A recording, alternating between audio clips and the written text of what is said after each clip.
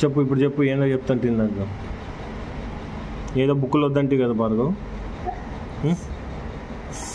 ఏం బుక్కులు వద్దు? ఎందుకు? అది ఏముంది దాంట్లో? ఏముంది?